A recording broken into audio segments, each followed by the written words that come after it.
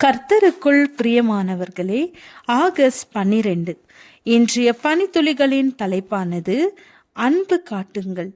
வசனம் எபேசியர் 3வது அதிகாரம் 8வது வசனம். பரிசுத்த வான்கள் எல்லாரிலும் சிறியவனாகிய நான் கிறிஸ்துவனுடைய அளவற்ற ஐஸ்வர்யத்தை புறஜாதிகளிடத்தில் சுவிசேஷமாய் அறிவிக்கிறதற்காக இந்த கிருபை எனக்கு அளிக்கப்பட்டிருக்கிறது.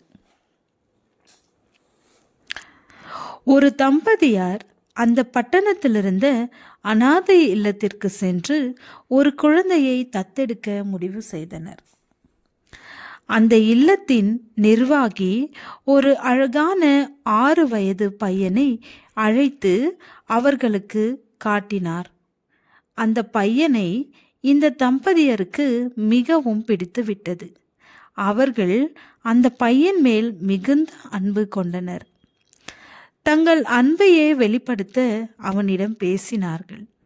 அவனை கவர வேண்டும் என்பதற்காக அவனிடம், நீ எங்களுடன் வந்தால் எங்களுக்குள்ள அனைத்தையும் உனக்கு தருவோம். எங்களுக்கு ஒரு அழகிய புது வீடு இருக்கிறது, அதை உனக்கு தருவோம்.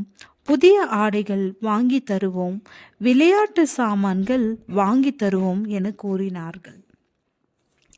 இது எல்லாம் பொறுமையுடன் கேட்டு அந்த சிறுவன், புதிய வீடு, புதிய ஆடைகள், மற்ற குழந்தைகள் விரும்புவது போல விளையாட்டு சாமான்கள், இவைகள் எல்லாம் நீங்கள் தருவதாக கூறுகிறீர்கள்.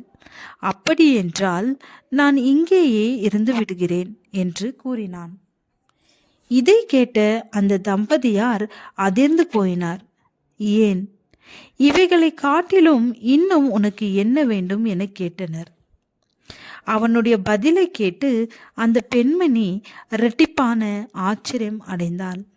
அந்த சிறுவன், யாராவது ஒருவர் என்னிடம் அன்பு காட்டுவேன் என்று சொன்னீர்களா என்று கேட்டான். பிரியமானவர்களே, கிறிஸ்து சொன்னது போல மனுஷன் அப்பத்தினால் மாத்திரம் அல்ல, தேவனுடைய வாயிலிருந்து புறப்படுகிற ஒவ்வொரு வார்த்தையினாலும் பிழைப்பான்.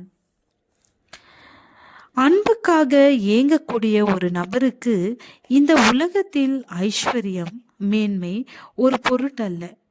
அன்புக்காக ஏக்கம் கொள்ளும் ஒரு நபரிடம் நாம் எப்படி அன்பு செலுத்துகிறோம்? கிறிஸ்துவின் அன்புக்காக ஏங்கும் உள்ளங்களிடம் நாம் அன்பு செலுத்தும் போது அவர்களும் கிறிஸ்துவிடம் ஈர்க்கப்படுவார்கள். பிரியமானவர்களே, ஒருவரில் ஒருவர் அன்பாயிருக்க கடவோம். ஏனெனில் அன்பு தேவனால் உண்டாயிருக்கிறது. அன்புள்ள எவனும் தேவனால் பிறந்து அவரை அறிந்திருக்கிறான். அன்பில்லாதவன் தேவனை அறியான். தேவன் அன்பாகவே இருக்கிறார். தம்முடைய ஒரே பேரான குமாரனாலே நாம் பிழைக்கும்படிக்கு தேவன் அவரை இவ்வுலகத்திலே அனுப்பினதினால் தேவன் நம்மேல் வைத்த அன்பு வெளிப்பட்டது. தேவனை ஒருவரும் ஒருபோதும் கண்டதில்லை. நாம் ஒருவரிடத்தில் ஒருவர் அன்பு கூர்ந்தால் தேவன் நமக்குள் நிலைத்திருக்கிறார், அவருடைய அன்பும் நமக்குள் பூரணப்படும். ஜெபம். அன்பான தேவனே, உமது அன்பு அளவற்றது. நாங்களும் பிறரிடம் அன்பை காண்பிக்க கற்றுத்தாரும். ஆமென்.